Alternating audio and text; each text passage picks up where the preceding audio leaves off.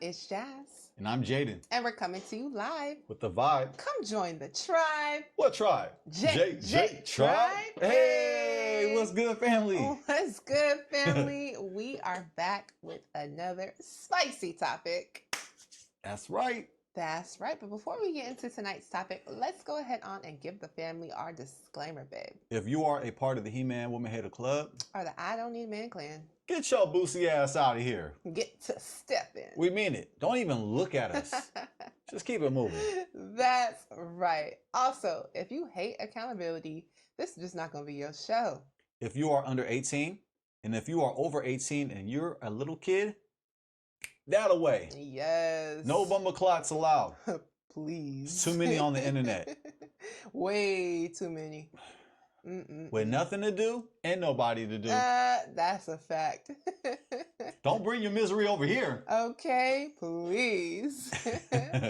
However, if you like to have a good time, you like to get your laugh on and hear a different perspective from a married couple, then you're in the right spot. That's right. We family. That's right. So without further ado, let's go ahead on and get off into tonight's topic.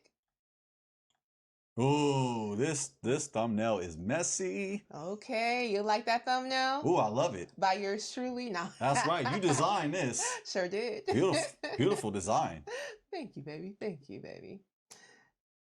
Let's see. Yep, there you guys go. So, Brian McKnight, new wife, new life? Ooh. Ooh-wee. He's got a new wife and he's got a new life? Apparently. According to the crooner. Yeah. Brian McKnight. Exactly. Well, now he's back as one. Oh, yeah. Was it back at one? Back as one. That song's it's been a while since I've heard that song. I started back to one or something like that. Yeah, it's been a minute, y'all. Well, I don't know if I'm going to be singing that song anytime soon. It won't be on my karaoke list. We'll be on your karaoke list? Well, you're going to find out here momentarily. We're going to get into the spicy tea.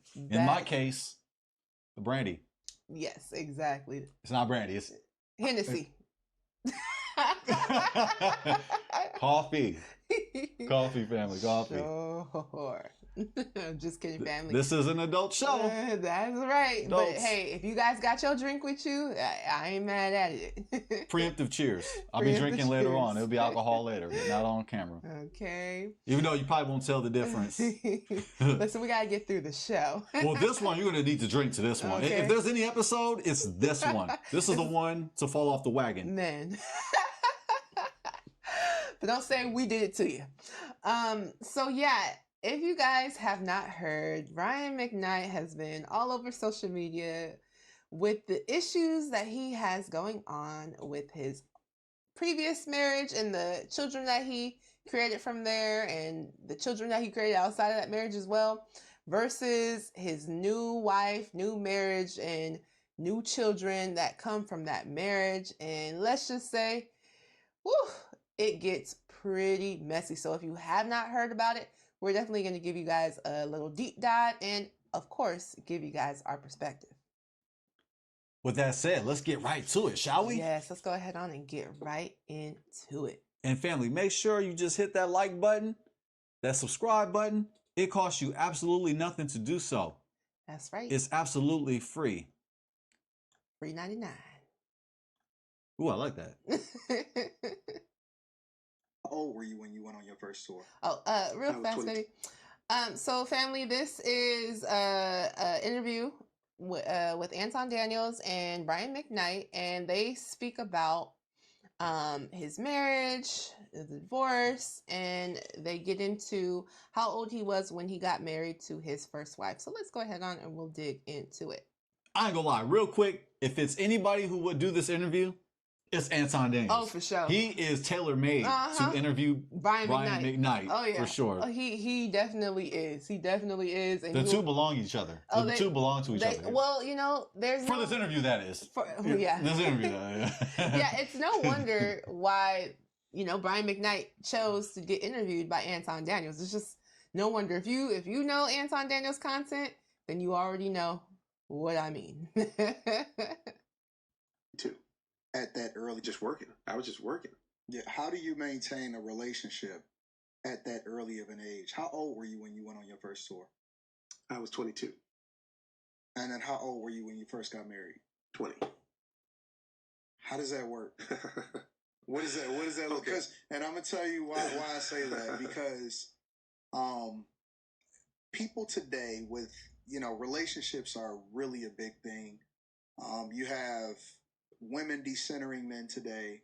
You have men red pilling and saying, you know what, I see what the reality is, and I'm not really sure I want to do this, because just as much as I want to get married, I'm just as fearful of divorce. Mm-hmm. But back then, it seemed like it was a lot different, and maybe it was just because we didn't have social media. But then you factor in the fact that you explode after you get married, right? So, what does that look like? How did you meet your first wife? So. Oh, the men have it so hard. Oh, they have it so hard. Oh, boo-hoo to the men. No, I don't feel sorry for the men. Man, no. And I'm a man saying this. Nah, you know what you got yourself into. You know the decisions you made. Hashtag accountability. Be accountable for what you do. 1,000%. I'm not going to feel sorry for you. No, you made those mistakes. You made those choices. Everybody got choices. That's a fact. That's a fact. Hey, this is not, listen, we're not going to try to, tear nobody down. However, we're not? Yeah, we're not, we're going to try we're going to try to be on our best behavior. Okay. I can't guarantee that, though. I can't, there's no promises. No promises. But no, for real, no promises. But what I will say is, shout out to Anton Daniels for the interview, but he packed a lot in that question, and it was like a bunch of different questions. And I'm like, what was the actual question? Because he was talking about nowadays and how it is nowadays, and back in the day, it seemed like it was easier and social media. And then he goes into a whole different question. So I did notice that. I'm like, I think he just wanted to get his points across while asking the question. And that's what that's what it came. He wanted to preface the question with a little bit of his spiel. Yeah, whatever that was. Yeah, but I feel sorry for the man. But yeah, shout out. Yeah, we saw what time it was. We know what we was doing. At least it's true to the brand, though. Hey, gotta be true to the brand. Let me preface all this by saying that I hope, and the reason why I decided to do this with you, there might be a dude out there right now who can learn from all of my mistakes. And that's what this is about. Mistakes? Well, he has made some mistakes, and we're going to definitely get off into that. Mistakes? Yeah, some mistakes. I think I know what he's alluding to. Mm-hmm. The audience may not know, but you're going to find out, family. We're going to learn today. Yeah, you're going to learn for sure. And yeah, there's a lot to learn when it comes to Brian McKnight and his mistakes. Woo. Not about airing out this or doing that or talking. This is, two men talking about how men who are now older can mentor these younger guys into not making, a smart man learns from his own mistakes and a wise man learns. Let me preface this by saying that, man, over talking we never talk. All these prefaces. Why does every statement need to be prefaced? About this on the phone. And we've had numerous conversations on the phone. As a matter of fact, I want to let you guys in on a little secret that when we were introduced to talking about sitting down, and this has been organic, fringe, popular culture, so on and so forth. So us sitting down, because we just get to the point. Consider when I'm asking these all this prefacing. First wife. How did you meet your first wife? Our two families are two prominent families in the Black Adventist Church. Okay. We both met at the college where I was going to school. She came, I was a sophomore, she was a freshman. We kind of started dating, whatever. Long story short, the next year she gets pregnant. And because these two families, this is back when shame was a real thing. I get it. I already know. And that whole school year, I'd been in the studio every day. I was this close to a deal. And so my mother's like, listen, if I can stay here with my aunt, if I don't get a record deal by my birthday, which was June, she's back home. She tells me she's pregnant and that she's going to get an abortion. Right? I'm like, yeah, we should probably do that. I mean, you're 18. I'm 20. Yeah. Why would we? I'm just about to start this whole thing. You know, maybe this is the route we need to go. And she agrees. And we have this whole thing. She goes by herself, crying thing, whatever. I'm like, oh, dodged a bullet. I'm going out to sign my deal in California because I got it the week before my birthday. My birthday's in June. Got the deal at the last weekend in May. I fly out. She picked up some weight. I'm like, we need to go run? We need to do something? She's like, no. When I leave there and get back to Huntsville, that's when she called me and said, actually, I didn't have the abortion. Did you suspect that she didn't? No, you were of the impression that she had went through with it. Yeah, because when we started dating, she told me about an abortion she had when she was in high school. Gotcha. So this is not the first time this happened. Yeah. And, you know, I've said all this before, so I'm not... Yeah, it's not new information. It's not new, it's not new information. So now I'm like, I got to tell my mom what's going on, because now we're past the time for all that. We got to figure out what's going on. You hadn't signed your deal yet? I signed my deal. So you signed your deal? I signed my deal. Gotcha. I'm signed, I'm good to go. Do you think that played a role? Was that a factor? We'll talk about that in a second. Okay. I don't think so. I think there's a whole other sinister thing that happened, in my opinion, but my mother, who... It's interesting how he refers to it as another sinister thing. Her keeping the baby was some sinister thing. There was some other sinister thing going on for her wanting to keep the baby. It's kind of interesting referring to it that way, right? I love how you just read in between the lines. Yeah. Interesting how he said it in that way. Like there was something sinister to the fact that she decided, you know what, I want to keep the child. Interesting. Played the piano and was singing in the choir every week.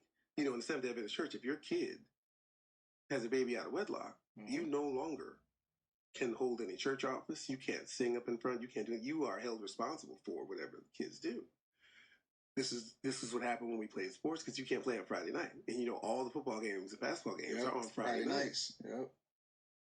This is what I remember vividly. I'm scoring touchdowns, and the pastor called my mother into the study. It's like, your son is in the paper on the Sabbath scoring touchdowns. Now, if you want to continue to be a member in good and regular standing, that's what you're gonna have to figure this out. So that was all right, family. So just for some clarification, Brian McKnight grew up a Seventh-day Adventist. He grew up a Seventh-day Adventist, and they keep the Sabbath day. Now, according to his beliefs, according to their church, you can't play sports. You can't do those activities on Friday night, because that's when the Sabbath begins. I'm saying this because I'm a Sabbath keeper. I'm not a Seventh-day Adventist. I repeat, I am not a Seventh-day Adventist. I'm not disrespecting you if you are, but I keep the Shabbat, which is Hebrew for the Sabbath. Yeah. That's right, I'm flexing. I keep the Shabbat day, the Sabbath. However, according to my studies, according to my analysis, your kids can play sports on the Shabbat. That's right. Oh, yes, they can. And parents, you can participate by showing up and supporting your children playing sports on the Shabbat day.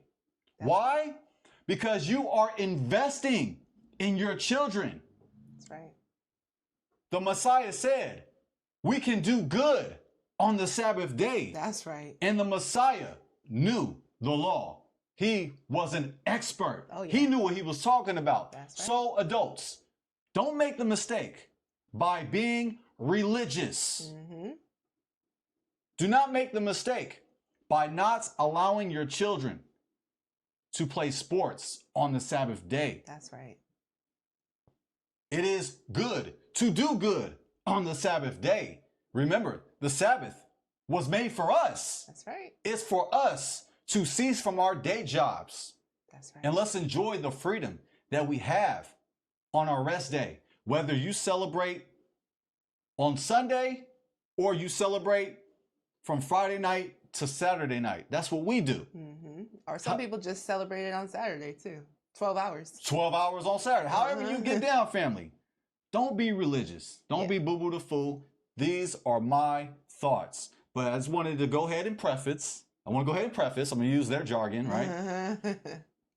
It's more like jargon. Yeah. It's more like their jargon, right? Yeah. They're jargon each other. That's for sure. Yeah. Stroke over here, stroke over here. While they stroke each other with these thought, this is hyperbole. We're just joking, okay? While they stroke each other with their jargon. Yank, yank, yank, right? It's a yank fest, okay? Oh, man. With that said, with that prefaced, family, let's not be religious. Yeah. Let's enjoy the freedom that the Creator gives us. That's right. Let's do that. Okay, Thank so you what was you? Oh yeah, go ahead. Thank you for breaking that down. You know, so religious folks are the worst folks in the world. They are. They truly are. Always judging you on what you doing. Judging. What are you doing? That's in the right. words of Mystical. What are you doing? What are you doing? No, that's a fact. You know, and you notice how a lot of times the children who grow up in those super religious households, the kids be the worst. They grow up to be like Brian McKnight. Okay. And allegedly his right, I know. And allegedly his ex-wife, his first wife, had a child in high school, or allegedly had an abortion in high school. So, and she was part of one of the other prominent families, like he said. They were both the two prominent families in this, I guess, in the church or whatever the case may be. So, yeah, very interesting. All right. So we're going to dig a little bit further into this interview because he does have some interesting things to say. And it happened to all my brothers. I thought that enough time had passed for me that would be the case. This is the same situation. So with a woman that I hadn't even known a year yet. And I tried to do the right thing with a woman that I hadn't even known a year yet. We got married in September. Wow. Baby in November. I tell guys all the time that the person that you lay with and or have a child with is a person that you are essentially going to be connected to the rest of your life. Right. Finally says something that was true. That actually had value. You know, Anton, he will give some value. He will drop some gems if you listen to him long enough. And you might have to listen to him long enough, but eventually he will give you some gems. That's a fact. That's a fact. And so essentially what Brian McKnight is saying is that, okay, yeah, we did an oopsie. We had the child. Our backgrounds and our parents were basically encouraging us to get married. And so he's saying, that's what I did. I was trying to do, as he said, I'm trying to do the right thing. And to Anton's point, the person who you choose to lay down with, you're going to be connected to that person for the rest of your life, and especially if you guys have a child. And as we know, anytime that you're having sex, let's just be honest, there's a possibility that pregnancy can occur. So let's not try to act like we don't know this. Like, this is very, very obvious. So, yeah. There's some dummies out there. They might not know it's that obvious. They might be that slow. Well, apparently, because they choose to be that slow. Yeah. You don't gotta be that dumb. But man, I mean, oh well, it's me. What? Oh my gosh, you got pregnant? Yeah. Anyway, virtually, and I tell them that it's probably more important for you to pay attention to who you have a child with, because I see a lot of people, they are concerned about divorce. They're not necessarily concerned about who it is that they have a child with. So you telling this story, but then also at the same time doing the quote unquote right thing, because I was born and raised in a church also. And so it was the same thing as far as the different things, different people that came back and forth, and if you was gonna lay with her, you was definitely gonna marry her. Now, all the way in 2025. Here we are.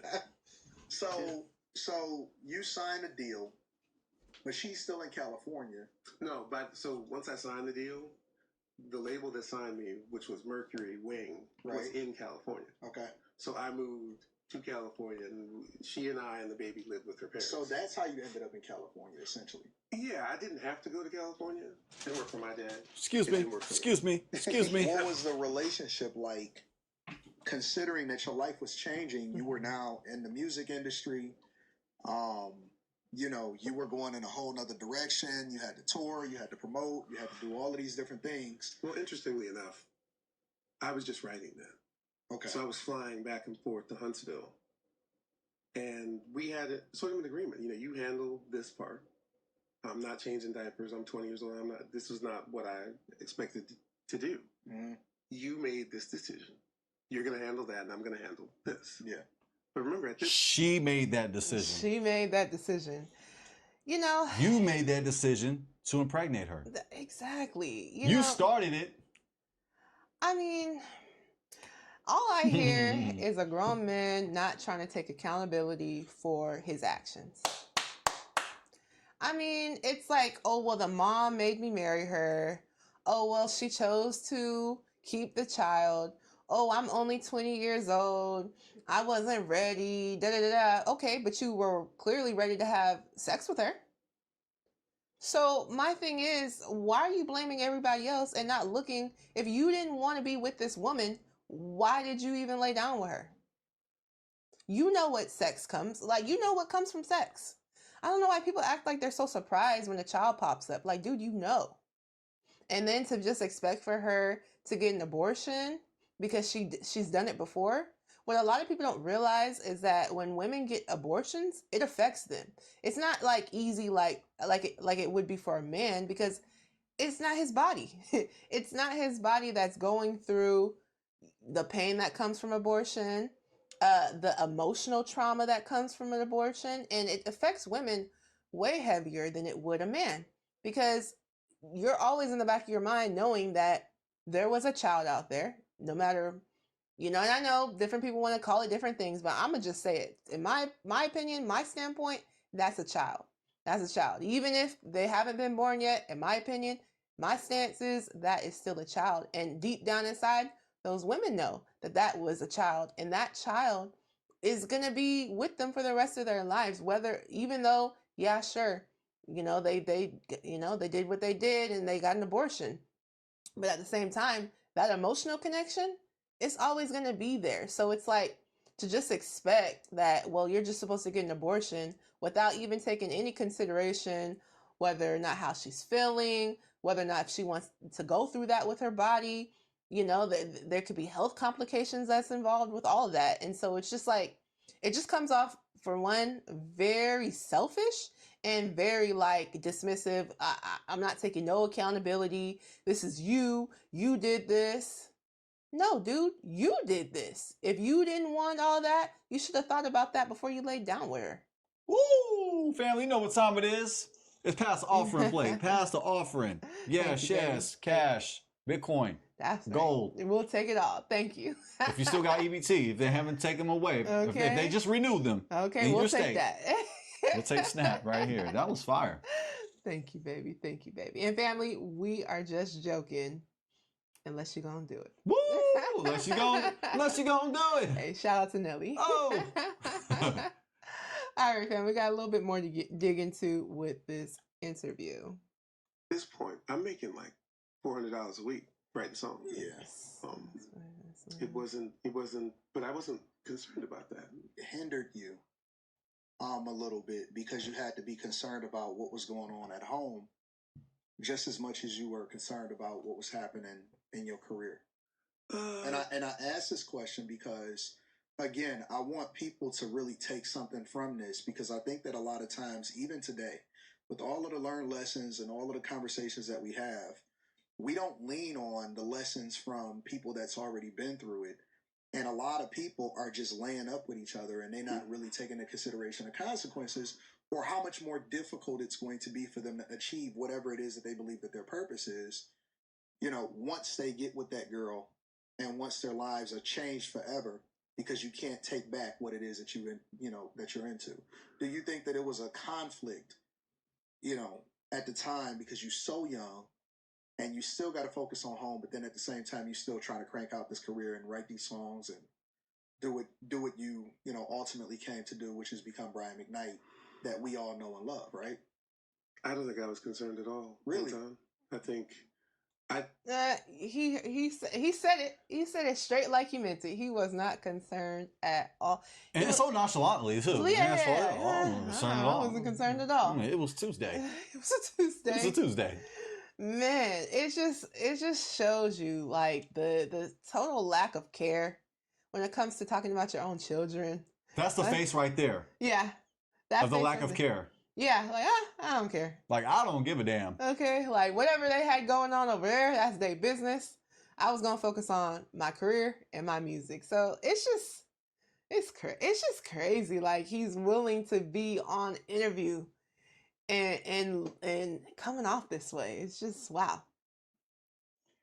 We're going to skip down just a little bit, baby. And family, hit that like button. It's absolutely free. It don't cost you anything, family. We appreciate the support. We do, family. So feel free to check out. Again, we can't go through the whole interview. He goes into talking about how much he ended up, having to pay for spousal support because him and his first wife did end up getting a divorce. But he ended up finding another woman that he eventually ends up marrying. So let's go ahead on and hear a little bit about that. His new wife. His new wife and new life. And it wasn't until I met my wife, Leilani, that I actually started, I started actually using emotional currency as the fuel for the songs that I write. What year did you meet your current wife, and how did you guys meet? So we met in 2012, and my wife was on hiatus from... So this was 10 years after you had already gotten divorced. So I've been divorced 22 years. Wow, okay. So this was 10 years. But we didn't start dating yet. When I met Leilani, she was like... I'll tell you the most incredible story. I met her at a fitness convention. I had invested in a fitness product with a buddy of mine. And she was signing calendars for Maxim. Okay. When Maxim was a thing. Yep, right? I remember. I'm on the aisle with this fitness glove. She comes walking down the aisle. I thought she was an apparition. I didn't think she was real. I had never seen a woman that looked exactly how I would have drawn her if I wanted her. This is what I see coming down the aisle to me. Yeah. And I prayed to God and prayed to God, and I was like, pray to God, just let her talk to me. Let her just, But you're Brian McKnight. Doesn't matter because you've seen not this women not this trying to get to you. No. Shows, albums. No. You got not the this. Craziest voice ever. How do you? And don't get me wrong, because she's a sweet woman. Like, I actually met her. She's awesome. And so this is no knock to her, but this is really, you, right? But think about that. I'd seen everything. Right. Except that. If God put this person in front of me like this has to be some sort of divine intervention. Yeah. I got her number, and I've never done this in my life. I put her number in my phone right then and called it because I was so concerned that she gave me a fake number. Really? Yep. And I said, listen, you turned into a regular person. Dude? I was like, can we get a coffee or something? She's like, listen, I don't live here, but I come every night. I'm going to meet a colleague over in Santa Monica. I'll call me tomorrow, whatever. Yeah. I had to stay there about another hour, but on my way home, I called her. I was like, hey, it's Brian that you just met at the thing. Where are you? She's like, well, I'm in Santa Monica. Now, Santa Monica is not on my way home. Mm-hmm. She's like, I'm in Santa Monica. I was like, okay, bet. So I drove towards LA. Really? Yeah. And I'm like, I'm in Santa Monica. Where are you? She's like, oh, I'm at the end of the pier at the Mexican joint. I was like, okay, I'm coming down. I just want to see you. So I'm walking down the thing, and I can't find her. I call her again, and then I finally see her. She's about 30 yards away, and she sees me, and she starts running. And she jumps into my arms. And I'm like, in my brain, I'm like, I'm getting this tonight. I'm good. I'm good. Yeah. Long story short, we leave. Matter of fact, here's another thing. I forgot my wallet. And I was so excited I forgot my wallet in the car.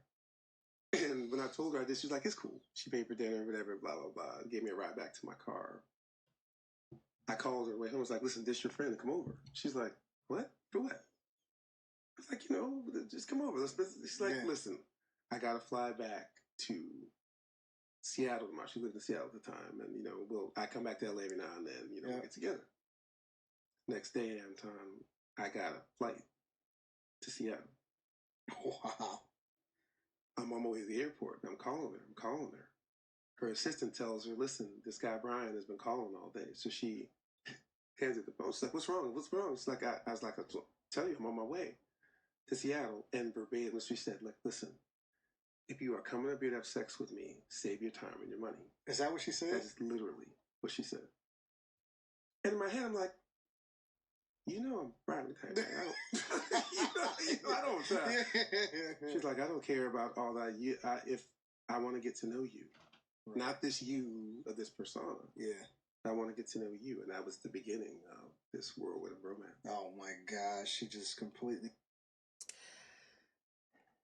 So yeah, family, as you can hear, he talks about his current wife clearly in a way that shows how much he was really into her, really is into her, really in love with her, and how immediately his pursuit for her was unlike anything he'd done before, right? I find it interesting too because he speaks on how she was just like not super impressed by the fact that he was Brian McKnight. And she also was not willing to have sex with him. Mm-hmm. You know, he later goes on in the interview and speaks on how basically he had to wait 2 years to have sex with her, which I find fascinating and I find interesting. And it's honestly one of those things that makes me want to speak to the women and tell the women, like, you don't have to, if he really rocks with you, like if he's really feeling you, you ain't got to do the most. You can make him wait, and he will wait. If he really rocks with you, if he really finds you to be the woman that he really wants to pursue and really wants to be with, he will wait. He will wait. And honestly, this should be something we take into mind when it comes to our dating, not feeling the pressure like we just have to have sex with him. Because the thing is, you might do all that and then you might end up like the first wife who, we see how that worked out for her and unfortunately the kids that they had together. So what I will say, ladies, is keep that in mind. Don't feel like you need to rush into having sex with a man to keep him. I think that's the wrong mindset to have. Completely wrong mindset to have is, oh, well, I have to sleep with him so he can stay around. It's a complete wrong mindset to have.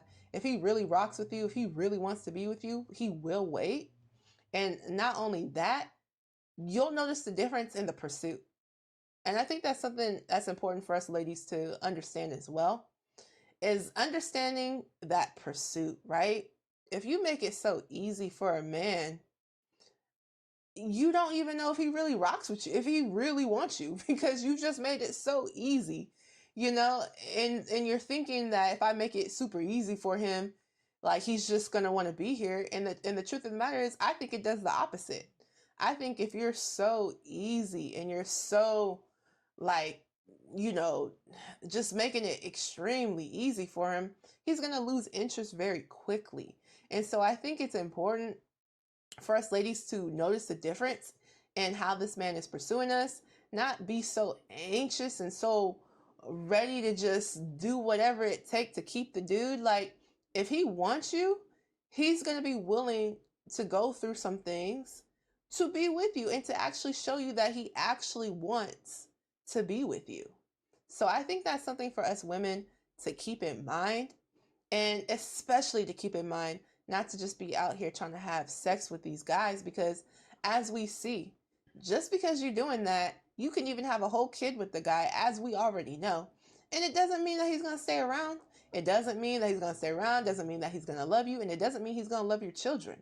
So I think it's really, really, really important. If there's anything that we take from this interview, let that be what we take from the interview. The fact of the matter is that according to Brian McKnight, he saw this woman, like to his point, basically the woman of his dreams, essentially. He was so willing to pursue her that he waited 2 years to have sex with her. So just keep that in mind, and keep in mind how she went about the situation. She wasn't pressed. She let him know already up top, up front, listen, I'm not going to have sex with you. I want to get to know you. That's what she said. And guess what? Did Brian McKnight leave? Did he go someplace? Did he say, you know what, forget you, I got 1,000,001 other women over here? I mean, because he could have did that. But he saw something so special in her that it was worth the wait. And so women, find a man that sees something so special in you, even if you feel like you're not special. You are special. And know that there's a man out there that will see that special side in you. And so you don't have to be so quick and rush into things to try and keep this guy around, because let's just be honest, a lot of times it won't keep him. So if there's anything we can take from that, let's take that from it. Wait, she's not supposed to trap him? Nope, don't trap him. I thought that's what she was supposed to do. Nope, don't do it. Have a baby by him. Don't do it. Do not recommend. Have a baby by me, baby. Be a millionaire. Be a millionaire. Oh man, that's what I thought the whole time. Oh man. Oh. I'm sorry to inform you. Yes, I just like to add to that. Well, I really can't add to that. That was really beautiful. I just wanted to throw a sidebar because what you said was beautiful, and powerful, which deserves another donation. Oh, thank you. But if I was to like put a little sidebar, a little side note, yeah. I would say, in order to do that, you truly have to love yourself. Ooh, you have to value yourself, because you can say that, right? We can say that, right? It's amazing advice, right? Mm-hmm. But to really apply that, you have to believe that you are valuable. You have to believe that you are created in the image and the likeness of the Most High God. You have to truly believe that you are valuable, that you are precious, that you are beautiful. You have to believe that you are worth it, amazing. Mm-hmm. You're worthy. That you are valuable from the inside and the outside. So it starts by having that belief in yourself, because ultimately you believe in the Most High. Therefore, you know that you are valuable. Thank you, baby. Yes, so I just want to add that, because it's like, it was great advice, but a lot of people truly do not love themselves. There's a lot of women out there, they don't love themselves, and they allow trauma to affect them and cause them to make bad decisions. That's fact. And they have trust issues. They develop trust issues because they rush into relationships that they shouldn't have rushed into. They choose men who they should have not chosen. Mm-hmm. They ignore all the red flags. Yep. And they are captivated by all the flashiness of the man, whether it be the money, whether it be the game, mm-hmm. whether it be his fame, whatever it is, they're captivated by that. They're hypnotized by the flashiness of these men. But you know what? You cannot ignore those red flags, because you will end up paying for them if 100%. You don't. But it starts with loving yourself, because we got to remember, it says in the word to love the Most High with all your heart, all your soul, all your might. It also says love your neighbor as you love yourself. That's right. And that's the part that a lot of people miss. They don't truly love themselves. So you have to be able to look in the mirror and love what you see. That's facts. That's a beautiful, beautiful point. Yeah, no, it's important for us to love ourselves, right? And I understand that we've all gone through different things in this life. You know, a lot of us, some of us, you know, may not have come from, you know, a foundation that was in the Bible, you know, and what I would say is read about what it says about you in the Bible and how precious the Most High sees you, right? He knew you before you were in your mother's womb, right? That means he already had a relationship. He already, when he created you, it was already destined for you. Like, you were already destined to be here. Know that you are precious. Know that you are worthy. Know that the Most High is within you, right? And like my husband said, you know, if we are to love the Most High, then we are to love ourselves, right? Because greater is he that is in you. So family, I know that self-esteem and self-love is a constant thing that we all work on, for sure. However, I think it's important for us to dig into the Bible, read what it says, and really grow and learn to love ourselves before we even try to get off into a relationship with somebody else. Woo! Beautiful. Yes, Powerful. yes. Thank you, baby. Thank you. Okay, so we are done with that interview for now. Feel free, family, to check out the rest of the interview on the Anton Daniels channel. Now on to the next source. Yes. So now we are going to dive into an article by Vibe magazine, and they talk about this back and forth that Brian McKnight has been going through with his children. And so we're going to go ahead on and get off into that. This is from Vibe.com. Brian McKnight's son, Nico, ex-wife Julie, respond after he labels older children a product of sin. Ooh. No, this is not a typo. This is what he said. A product of sin. Nico reveals how McKnight reacted to an attempted reconciliation while fighting cancer.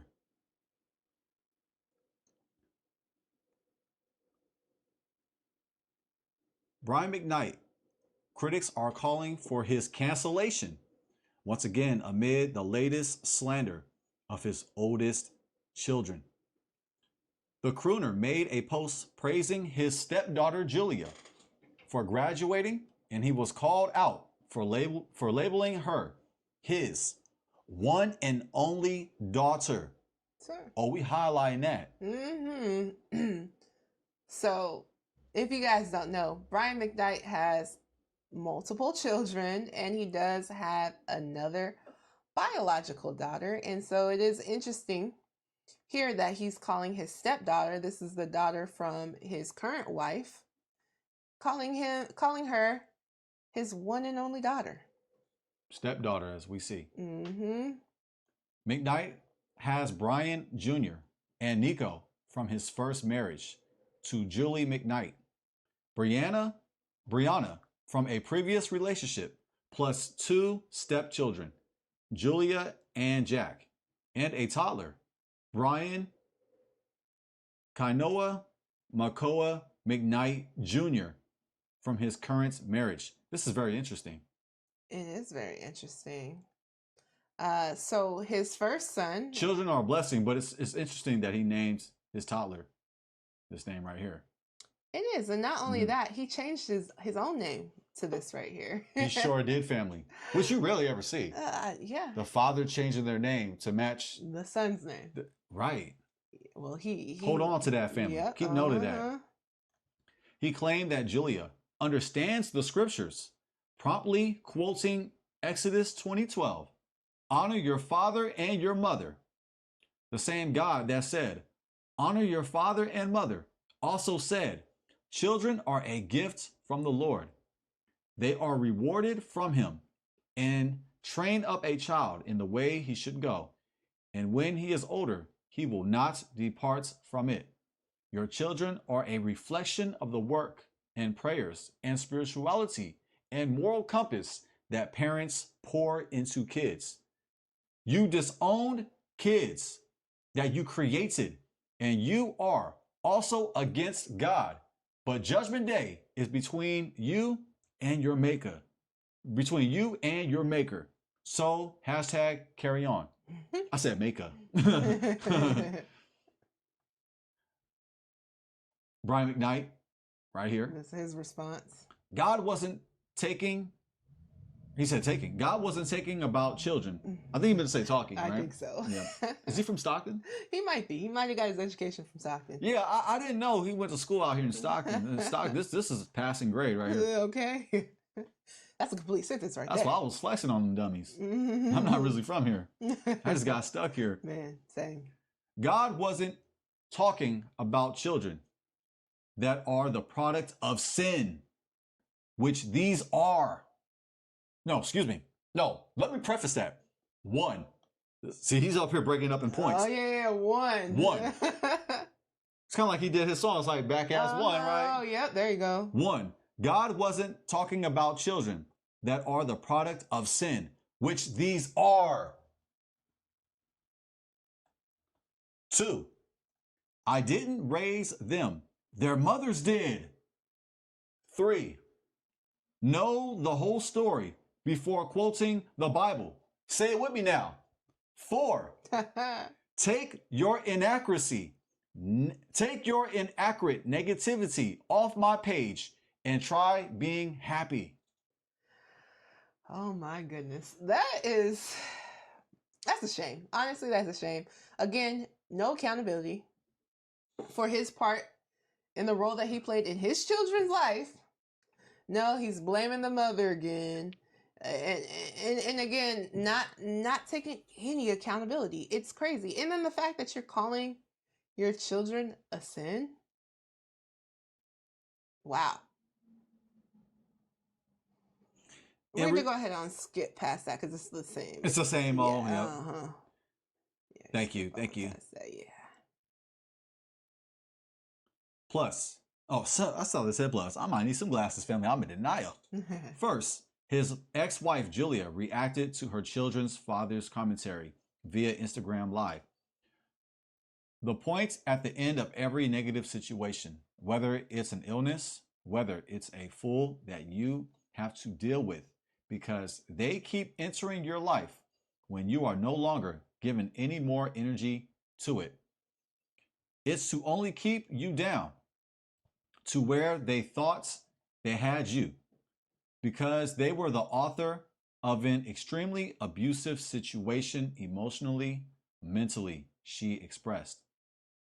Later adding, and they are no good at not being the center of that attention anymore.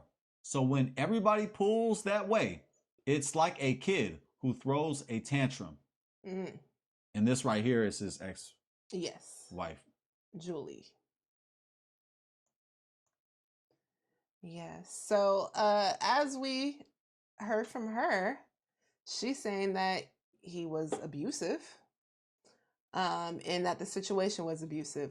You know, I do find it interesting that Brian McKnight was married to this woman who he says that he never loved, who he says that he just got married because he wanted to quote unquote do the right thing. But they were married for several years. They were married, if I'm not mistaken, about 13 years they were married for. And obviously they had 2 kids.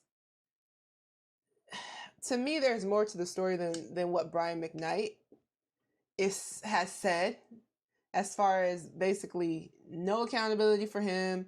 Oh my goodness, I didn't want the child. Oh my goodness, she kept the child, and my mom made me marry her. Okay, all that, you know, obviously we know all that's not true because you played a major part in all that.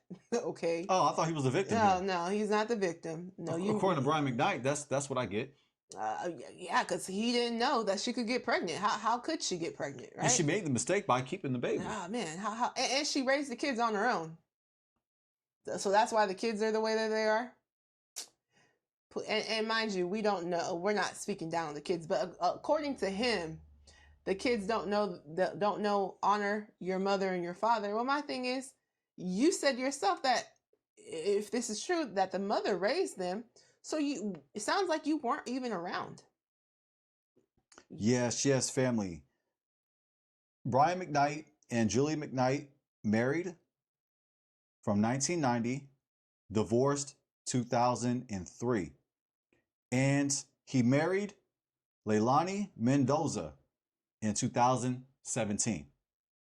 Yeah, so 13 years. And if yes. We'll just continue. Yeah, we'll continue. We'll let it play out. I was going to jump the gun and get some information, but no, we'll wait. Okay. I'll wait.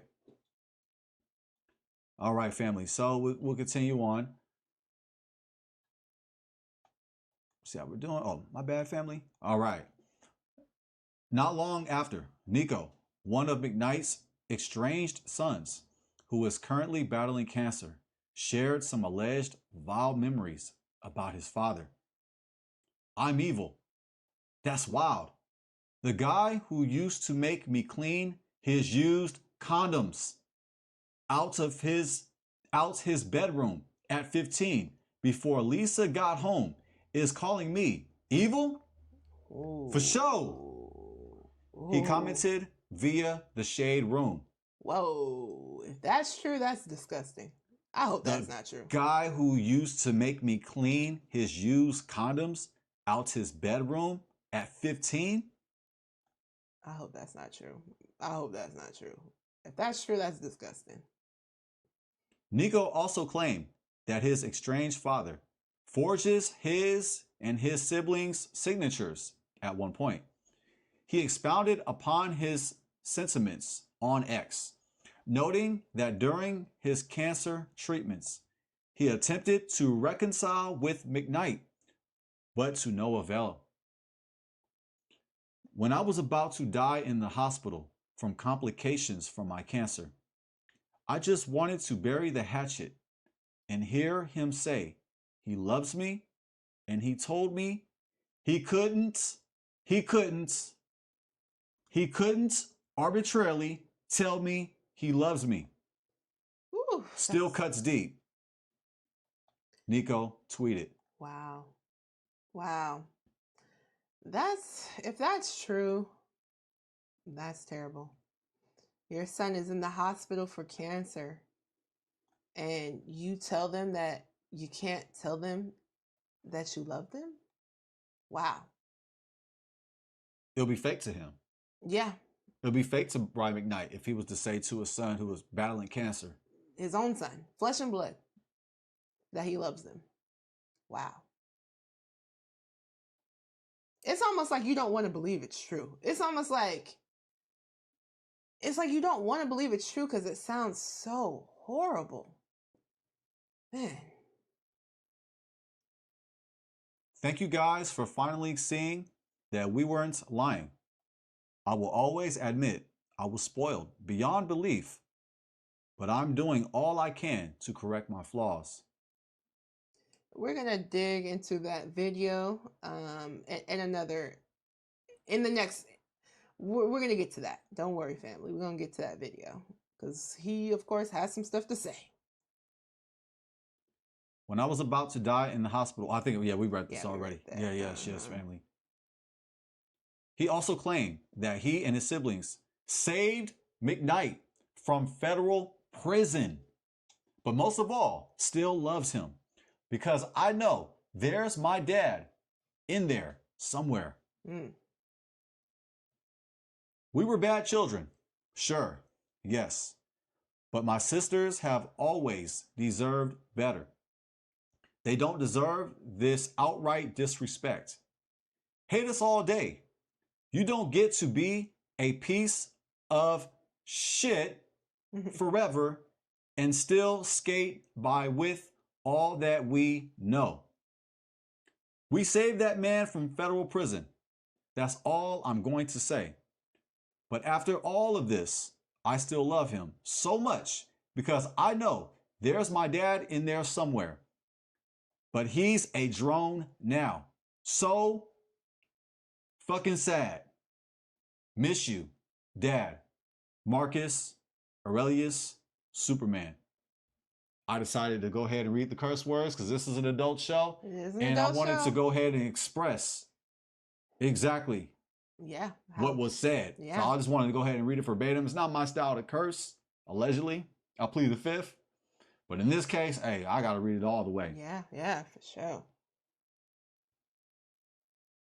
Nico isn't the first to open up about his severed paternal relationship. Brian McKnight Jr. shared via Facebook in 2019. I don't think there is any situation that merits the way my father has chosen to treat my brother, my sisters, and his grandchildren, one of which being his firstborn son, who also bears our name, he wrote. It's insane to me. I have absolutely no empathy for the type of life B, sick, introduced us to, only to become to resent us for that life catching up with us. It breaks my heart, but not for myself, specifically for my siblings and my children. They don't deserve this at all. Whereas Brianna had to disclose her sexual history in court in 2020 after McKnight alluded that she'd been in a incestuous relationship. Oh, goodness. She was suing him for defamation and invasion of privacy. They've since settled out in court. Wow. And that concludes the article from Vibe.com. Ooh. Wow, family. This is just sad. It's What you mean? This is a stand-up guy here. This is a stand-up father. Far from it. Far from it. I'm sorry, when every last one of your children got something negative to say about you, it can't be a complete lie. It's not from the fruit of the Spirit? Definitely not. Oh. Definitely not. It's not from the Bible? No, they don't say that in the Bible.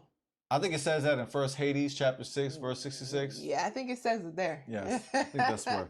But it don't say that in the Bible. No. Yeah, no. Total hyperbole here, family. Total sarcasm. Yeah, for sure. No, it's a shame. Absolutely. It's like I said, it's hard to believe because it's so saddening. Like, these are your flesh and your blood. These are your children, and you're treating them like they're nothing. You're treating them like they're worse than dirt. And it's interesting that the son Nico said, I know my dad's in there somewhere. I still love my dad. I know he's in there somewhere. I wonder if he was alluding to the fact that now that he's in this new marriage, new relationship, that he has changed, right? Because it seems like maybe things haven't always been to this point, because he said, I know my dad's in there somewhere. So find that interesting. Crazy family. You can't make this up. It is. It's like you said, I wish this wasn't true. Man. But we have to report the news, family. And yeah, this is tragic to learn about. Yeah, and it's sad that, it's created this wedge in the family. It's not only affecting his children, Brian McKnight's own children, but it's now affecting the grandchildren. So yeah, it's definitely such a shame. But we still have more. And this is right out of Brian McKnight's mouth. So we definitely have to get into what he had to say. In order to live a life that you love, you have to get rid of the evil and the negativity, even if that evil and negativity is related. We want everyone to live a life that you love. Our hashtag is what it means. Hashtag I live our life. But in order to do that, you have to get rid of all that evil and negativity. There's so many angry and upset and negative people out there. We want to use our platform as a place of positivity. Brian McKnight here. There's been a lot of discussion online lately about how I talk about my family on social media. Typically, I prefer not to give attention to the internet trolls. But now my family is being harassed online and accosted in public, apparently because some people can't handle seeing my happily ever after. Coming after me is one thing, but the moment you come after my wife and our children, it's another story. Because even more important to me than defending my name is defending and protecting them. I want to address some of these recent discussions. There is a very simple reason why I post about some of my children on social media and not others. The children that I do not currently have relationships with, I don't post about them. Instead, I post about the children with whom I do have relationships, with whom I am proud of. I never abandoned anyone. Our estrangement was mutual, but those posts made any roads towards reconciliation and acknowledging them a dead issue. And I changed my will the next day. I've spent the last 30 plus years building a recognized, respectable name, and ironically, there are still people out there who are trying to smear my name while still carrying it, hoping to use it for their own benefit. I make absolutely no apologies for naming my infant son Brian. I want him and the world to know that he is the one who is my true legacy. So I'll be over here, continuing to love and protect my wife and our children as we continue to love our life. So fast forward, his son Nico dies May 29th. Now Nico... Yeah. I just wanted to play that Nico, who was battling cancer, ended up passing away. Yes, rest in peace to his son Nico. It's very sad that it seems as though their relationship did not reconcile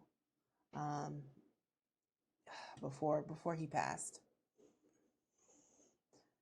Ooh, family, this is one of them ones, boy. I mean, man, it's pretty dark, you know, and it's like usually we try to make light of a situation, but this one is not one of them ones. It's hard to make this light because it's just so sad.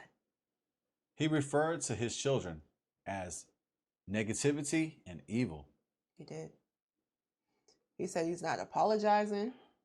He said he's happy he named the youngest son, the son he had with his current wife, after him. And he's not acknowledging those other kids. He changed his will. I mean, just basically straight up bash them, let them know you don't mean nothing to me. There's no reconciliation. And then the fact that he said our estrangement was mutual. What father says that? One who's in denial. Oh my The one who gosh. hates his past. The one who tries to erase it. Hates himself. You hate yourself. If you can see your own flesh and blood and treat them like that, you got internal issues. You don't love yourself. And it's interesting how with the stepchildren, and no hate to the stepchildren. It's not the stepchildren's fault, okay? So let's just no diss to the stepchildren. No diss to the wife either. No diss to the wife.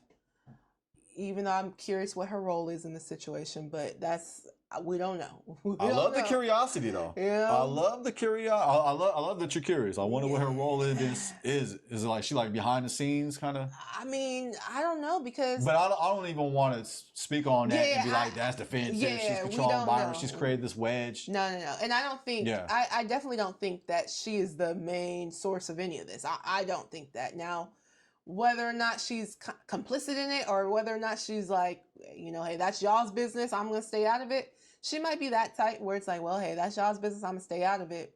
But I just know that, if I was in her shoes and I saw that my husband was talking to his kids that way, I'd be questioning why he feels the need to do that and then be on social media doing that. But that's neither here nor there. But but again, we can't blame this on her. This is Brian McKnight. He's a grown man, grown man, okay? He needs to take accountability for his own actions. But to the point of the other children, the stepchildren, it's interesting how he treats those children more like his biological children than his own biological children. He has posts out there praising his other children, his stepchildren. He's praising them. They're, this, that, and the third, going on and on and on about them. But his own children, oh no, they're a product of sin and, they're evil. How can you say this about your kids? And then tries to make it seem like it has nothing to do with him. It's not my fault. Crazy. Yeah, there's some psychological issues going on with Brian McKnight. Man, that's so sad. I feel terrible for his kids. I feel so sorry for his children because unfortunately they're gonna have to deal with the trauma from that. It's traumatizing. Your own father speaking on you in that sort of manner and then treating you as if you don't even exist. Imagine being that child. He's treating his stepchildren, his children, that's not even his biological kids, treating them better than you, and you're his real biological kid. Man, I couldn't imagine. And also like to add that his brother, Brian McKnight, he released a video and, showing his love, giving his condolences to Nico when he passed away. And Brian McKnight went out of the way to bash his own brother for doing so. Yeah. Just wanted to bring that out, family. Yeah. It's terrible. You can't make this stuff up, family. No, you can't.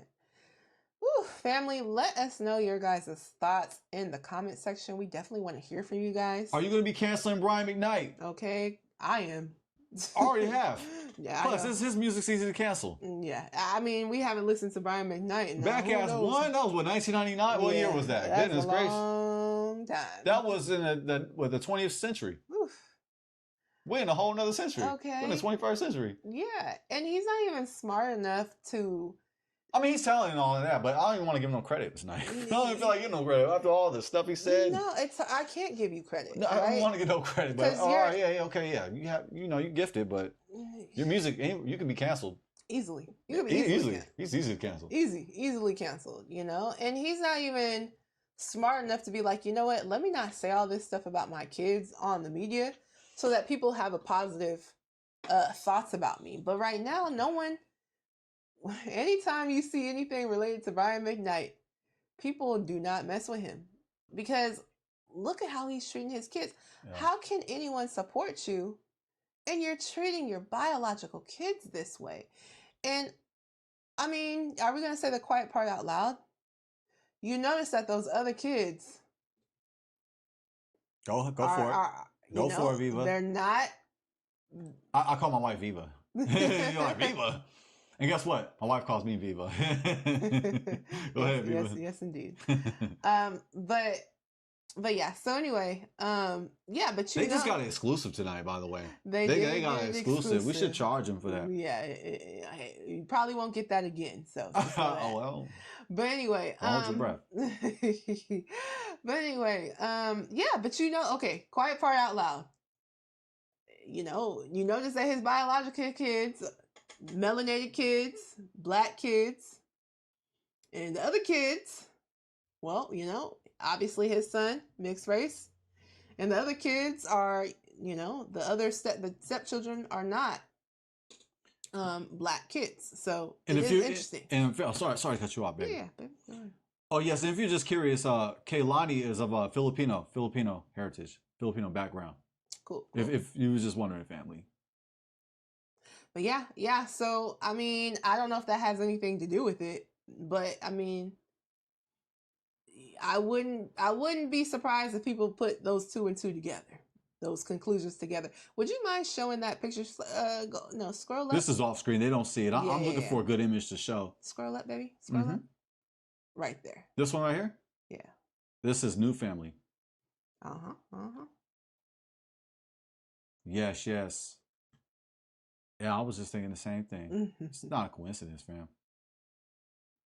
Let me show better, because let's go to open link and open image. And new tab. There we go. Well, go ahead, babe. Oh yeah. Yeah. Well, this is good. This is good. Anyway, this just gives you, a visual of, the new family, Brian McKnight there with his current wife and her two children and his stepchildren. And this photo's cut off, but in the photo she is pregnant, and they do have their son now. But yeah. Yeah, we give a few more. We can go to. Let me know if you see any other ones. Let's. Can you scroll up? Mm-hmm. Scroll up a little bit more.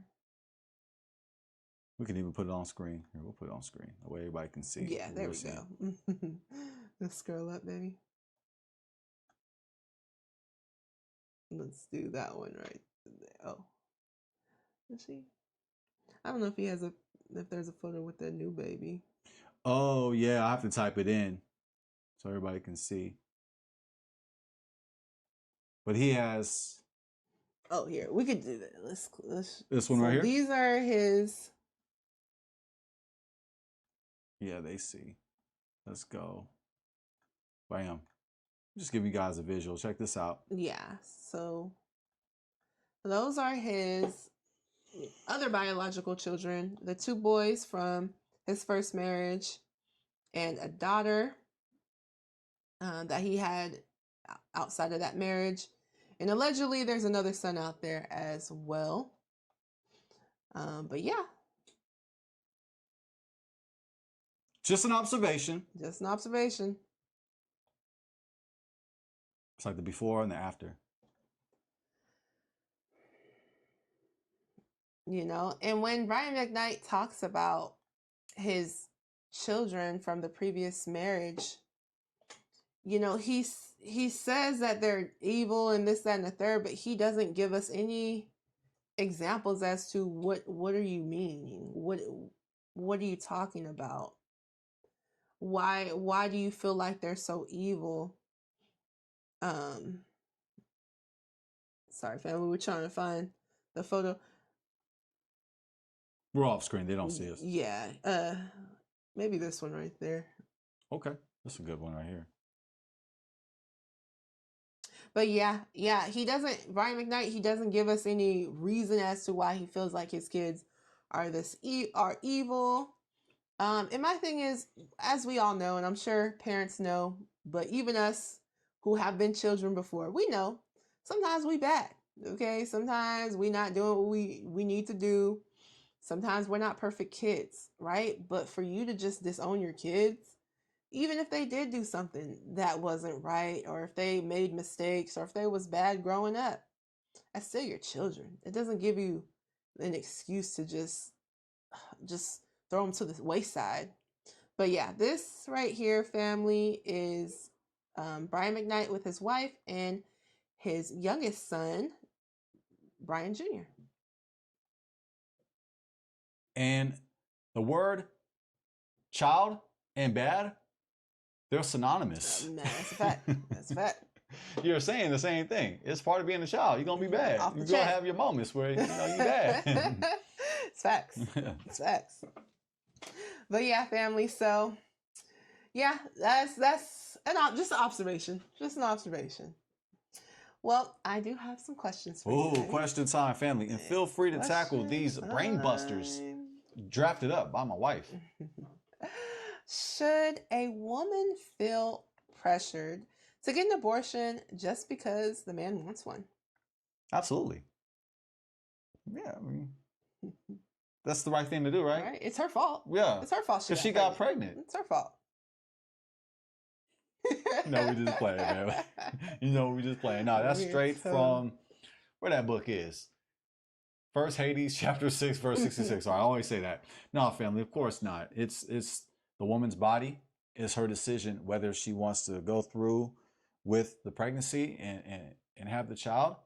It's up to the mother. That's right. And a man should never pressure, never, ever pressure his pregnant loved one to get a abortion. Now, depending on how you feel about abortion, I know it's a debatable topic. Mm-hmm. However, I don't think a man has any say, and I mean any, in regards to pressuring the woman to get an abortion. It's not his place to speak on it. I fully agree. I feel like this. As a man, if you're having sex with somebody, you should already be running through the possibility that this person could get pregnant. You, as a man, a grown man, need to take responsibility for your own actions, right? You don't have to have sex with this woman, mind you. She's not forcing you. She's not, oh my gosh, you have to do this. No, you chose to do this, right? You chose to do all that it took to get her pregnant. So before you do that, this could be a lesson for the men. Make sure that you're okay with the possibility that she might get pregnant. If you are having sex with her, you need to really analyze that, because it's not up to you on whether or not she gets an abortion. It's not, because it's not your body. It's not your body. You guys both made the choice to lay down, hopefully, right?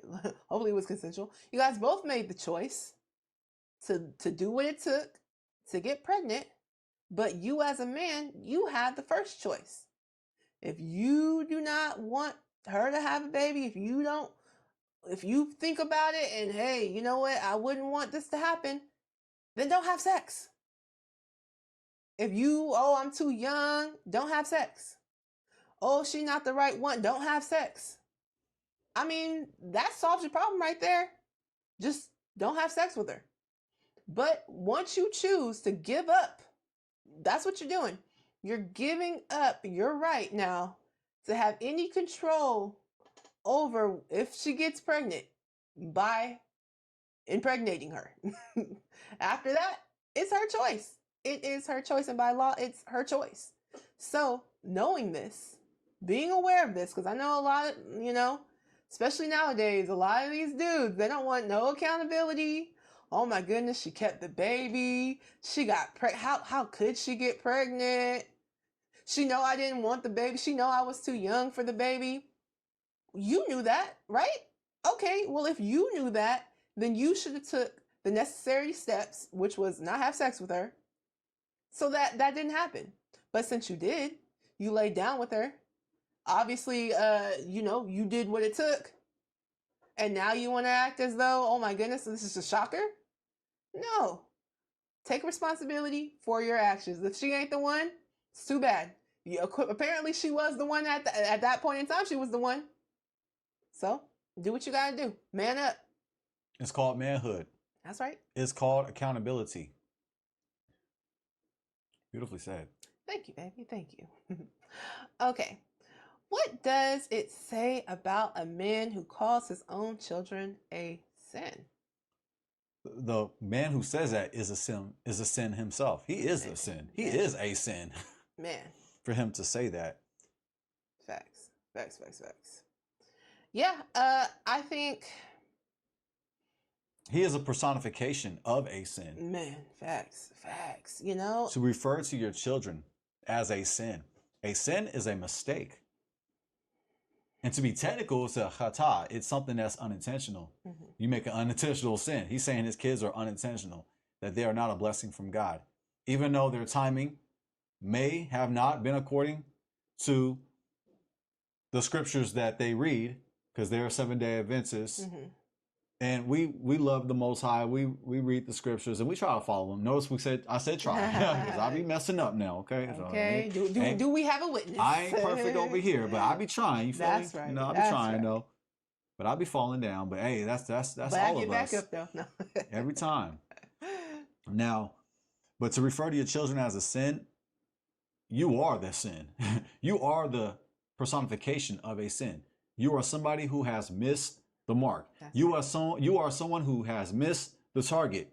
In other words, you are a mark. That's right. When you refer to your children as a sin, you're referring to your children as a mistake. They're not the mistake. You're the mistake. That's right. 100%. That was beautiful, babe. Yeah. First off, okay. So let's just say you think that it was a sin because, you guys had the first child out of wedlock. Well, mind you, you had another child while you were in wedlock. So that child's a sin too? It just doesn't make any sense. It's just an excuse, right? He's just coming up with anything he could throw at the wall when the reality is, for whatever reason, his first children, he feels detached from. I don't know if it's because he got newly married and he just want to pretend like his past didn't exist, but your past is your past.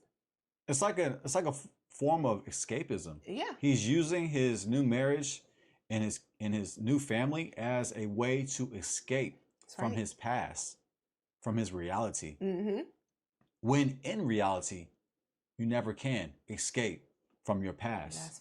That's facts. It's always going to follow you. Your children, no matter what you say, those are always going to be your kids. No matter who you want to blame your mom, you want to blame her, you want to blame the kids, it's all still going to come right back to you. Not only is it a sin to refer to your children as sin, you are not only disrespecting your children, you're disrespecting the Most High.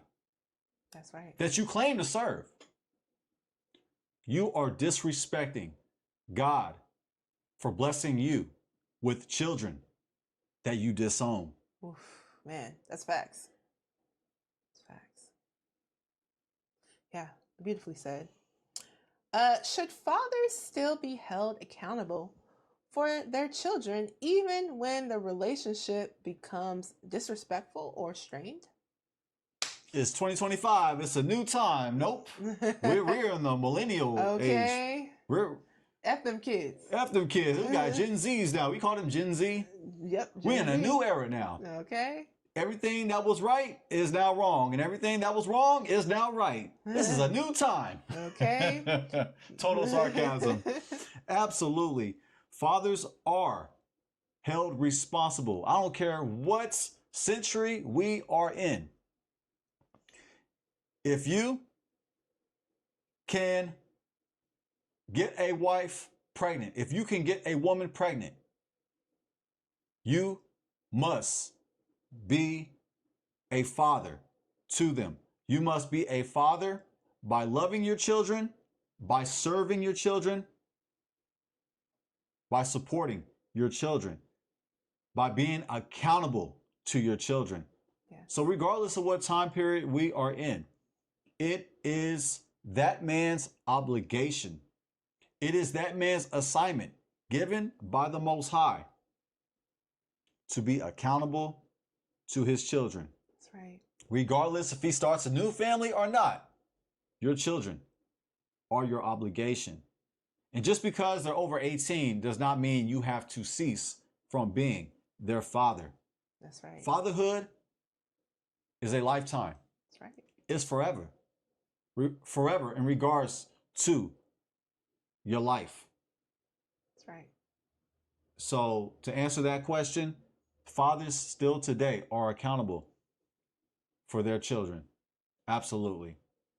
I agree. I fully agree. Those are still your children. The love, I don't know. It's like something in you should be like, that's my child. I saw this child when they were just little innocent babies. And for you to just abandon them, to act as if you're not accountable for them. Oh, their mom raised them. So you had no role. You had no say. Where were you?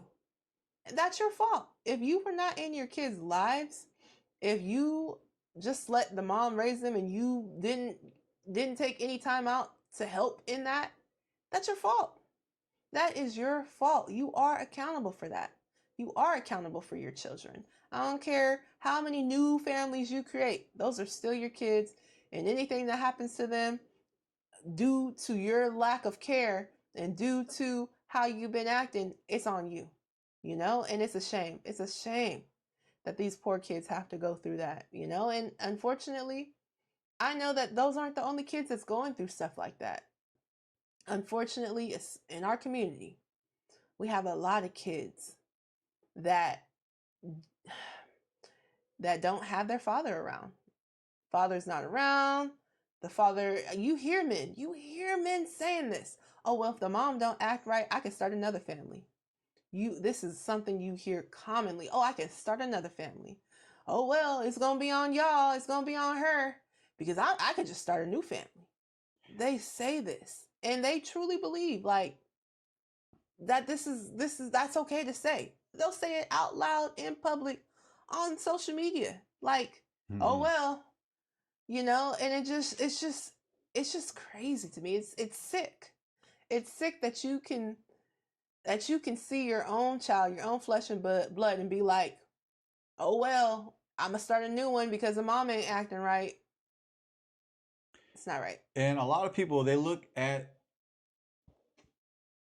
the commandments, honor thy mother and thy father. They look at it one way, where it's the children's duty, commanded by the Most High, to honor their mother and father. Have you seen it this way? Your children need their mother and their father to honor. Ooh, that's facts. As long as the father is alive, they need a father to honor. That's right. I rarely hear that commandment viewed from that perspective. Oh, 100%. They need their father. If you are a father, they need you in their life. That's right. They need their father to honor. And if you choose to be boo-boo the fool, to neglect your kids, you got to pay up. According to the Bible, you have to pay up. You have to make restitution. That's right. You have to make, this is one of my favorite R words, reparations. Ooh, that's right. According to the guilt offering. We're talking about sin, right? Sin is missing the mark. If we're going to talk about the Bible now, just a little bit. If you have caused damage to your wife, to your children, you must pay reparations. Hey, you got to pay up. It's called the guilt offering. That's right. And if we're going to flex on him, it's called Asham. Asham, the guilt offering. Not only are you to pay the damage you done, you are to pay an additional 20% on top of it. Ooh. Not only do you pay for the damage you've committed to your wife, to your children, you are to pay a fifth part, aka 20% on top of it, and you must make an offering to God. You have sinned, you have committed a guilt sin, a violation to your children and to the Most High. Spousal support and child support is biblical. Woo! Bring it out. It is the father's duty, obligation, charge to be accountable for his children. That's right. I.e., the guilt offering. Ooh, wow. Let's go ahead on and pass the collection. Child support is biblical. That's right. I don't feel sorry. That's right. Child support is biblical. Spousal support for your deadbeat is biblical. dads. I don't feel sorry for you, deadbeat. Heck no. You a deadbeat. Not at all. Pay up. God don't feel sorry for you. Pay up. According to the Bible, you gotta pay up. Pay up. You gotta pay up to your children. That's right. To your wife. That's right. And to the Most High. Guilt offering. Wow, beautifully said. Yeah, that's a fact. It says that in the Bible. It's always interesting when you hear these guys and they complain about having to pay child support. They complain about the spousal support. Oh my goodness, da da da da. That's a biblical concept. Like, where does this idea come from where you can just create a family and just break it up and, oh well, sucks for them, I'm not going to do anything about that? That's evil. And you know it's evil. You know it's evil. And that's not of the Bible. So, listen, pay up. Pay up. If you're not going to be involved with your kids, if you're not going to do what it takes to be a father, pay up. Well, that's what happens when boys try to avoid becoming a man. Ooh, that's facts. Facts. They make excuses. They feel sorry for themselves. Mm-hmm. Woe is me. Woe is me. We got it so bad. I got the woman pregnant, and I got to take care of the kids now. You chose that woman. She didn't make you do it. No. You did it. You did it. A lot of times you'll hear, oh, well, she's this and she's that and she's being difficult. Well, you should have thought about that. Was it difficult when you laid down with her? Mm-hmm. And why didn't you assess the situation? Now, I'm not going to sit here and say that there's not women out there that are difficult. I'm sure there are. Oh, yeah. Yeah, come on now. But guess what? You made the choice to lay down with her and you got her pregnant. And now you want our sympathy? No sympathy over here. That's a true definition of a simp. Okay. A boy who doesn't want to become a man. That's right. A male who does not want to become accountable. That's right. A male who does not want to take care of their children. That's right. What does it say in the Bible? You are worse. You are worse than a non-believer. You're worse than a non-believer. Thank you. Thank you. It's fact. A man who does not take care of his children, especially the ones that are, what is it? Basically, along the lines, I'm paraphrasing, but a man who does not take care of his family is worse than a non-believer. So it's obviously important, according to the Most High, according to the Bible, for you as a man to take care of your responsibilities, to take accountability for your responsibilities and for your family. There's no getting out of that. Man up, be grown, stop complaining on the internet. Y'all just don't realize how y'all be sounding. Y'all be sounding, when y'all sitting on the internet complaining and whining and pointing the fingers at everybody else, you don't sound like a man.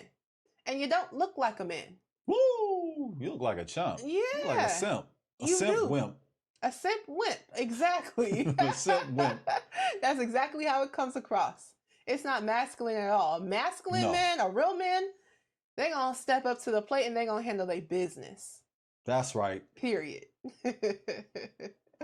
All right. Any final thoughts, baby? Men, follow the Most High. Do not follow after your Jones. Do not be led by the head that's below. Be led by the head that's above. Use your head. Use your mind. That's right. Lean not upon your own understanding.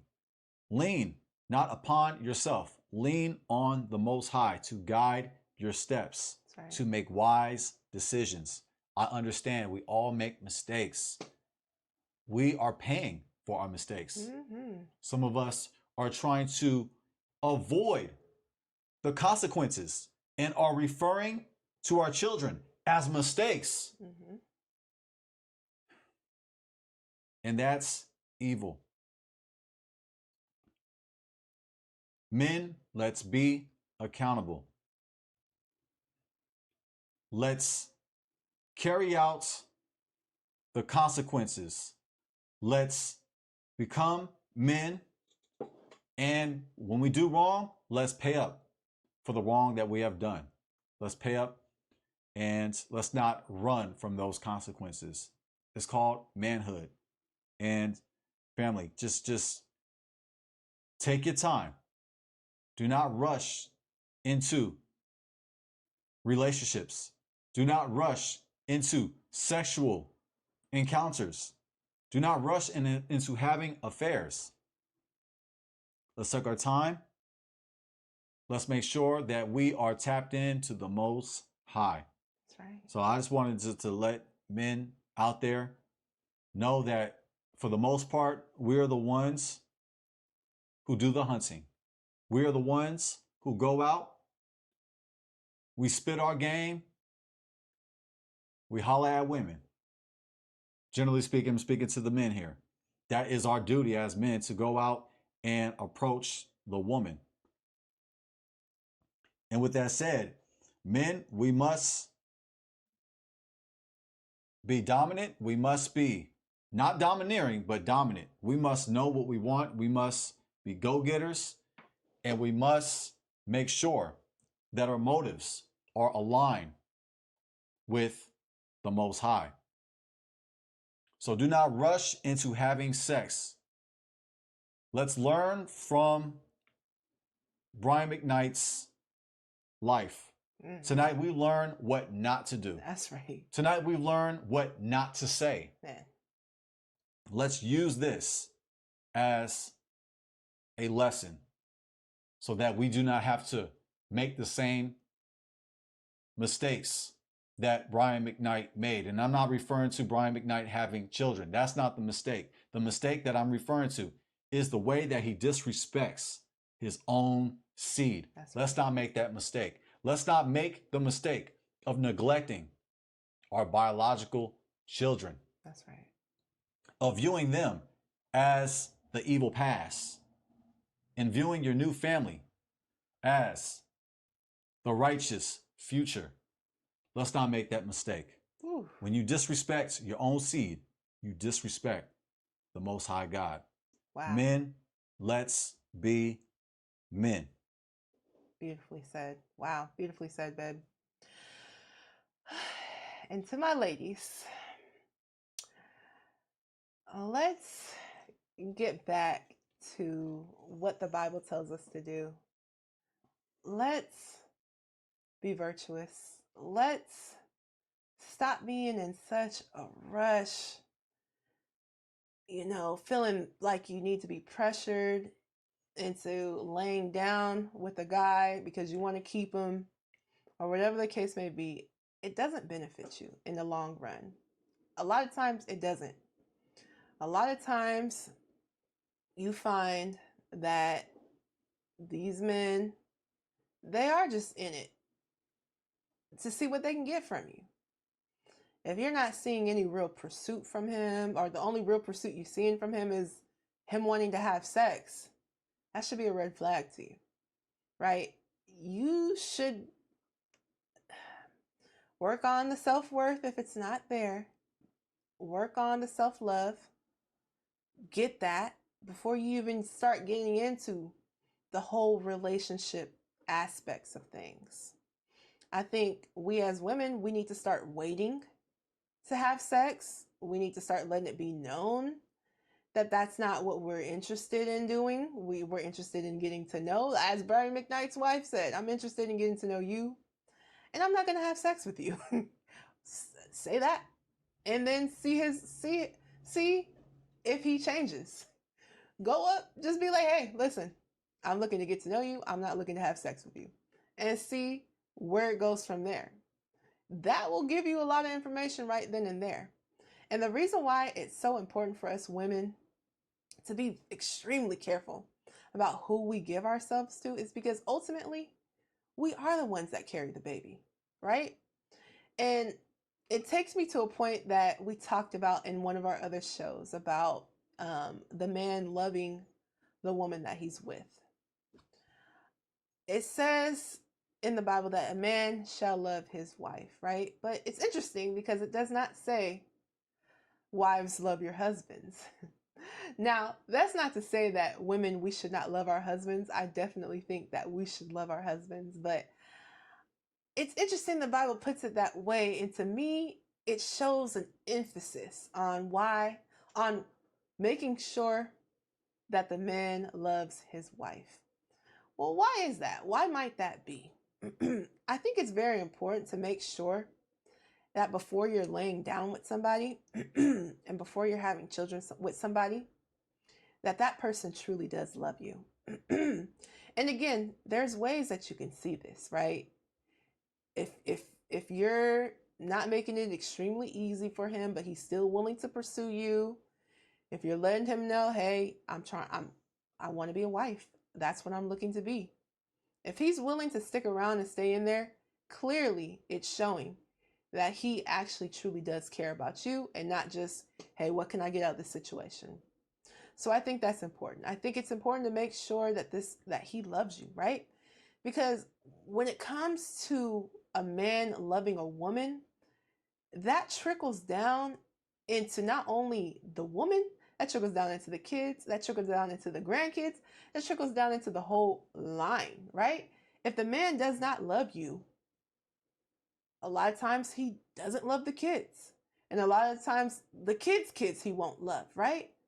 So they're all connected. They're all correlated. And that's why I think the Bible frames it in that way for the man to love the wife, because it's a trickle down effect. Whereas with women, it says that we are to respect our husbands, right? But whereas with women, we should love our husbands as well. However, it doesn't have as much of a trickle down effect if we don't love a husband as if a husband doesn't love us. Because again, a lot of these men, if they don't love the wife, they have resentment towards the children. And not only do they have resentment towards the children, they're not even worried about being involved with the grandkids. As we heard with Brian McKnight's son, eldest son, he has a son, and that son the grandfather's not involved. So it's this trickle down effect of that man not loving that wife. So I think for us women, there is responsibility to be held on our sides as well. And we need to stop having sex with any old guy, because it's not only going to affect you, but it's going to affect your whole lineage. It is. It's going to be a missing hole if that guy chooses, hey, you know what? I don't love you and I'm not really worried about y'all, and I'm going to go create a whole nother family over here, the one that I actually wanted. So let's not do that. Let's not put ourselves in that position. Let's not put our kids in that position. And I feel like as women, we just have to do that. We have to protect ourselves in that way. We have to protect ourselves in that way. And the media is not going to tell you this. The media is going to tell you to go out there, have fun, go get a whole phase and the whole shebang. However, the reason why that is very detrimental to us women is that we are the ones that hold the children. The children will be affected heavily from our choice in who we choose to marry. So let's be really, really cautious on who we marry and really, really cautious on who we choose to lay down with. That was surgical. Oh, thank you, baby. Thank you. Thank you. Well, family, thank you guys so much for being here with us. Please let us know your guys' thoughts. Please let us know what you guys think about Brian McKnight and his sons. We'd love to hear from you guys. And family, we have to say this because we mean this. We love you, fam. Yes, family, we love you. Please remember to like, share, comment, and subscribe. And until next time, it's Jazz. And I'm Jaden. Peace.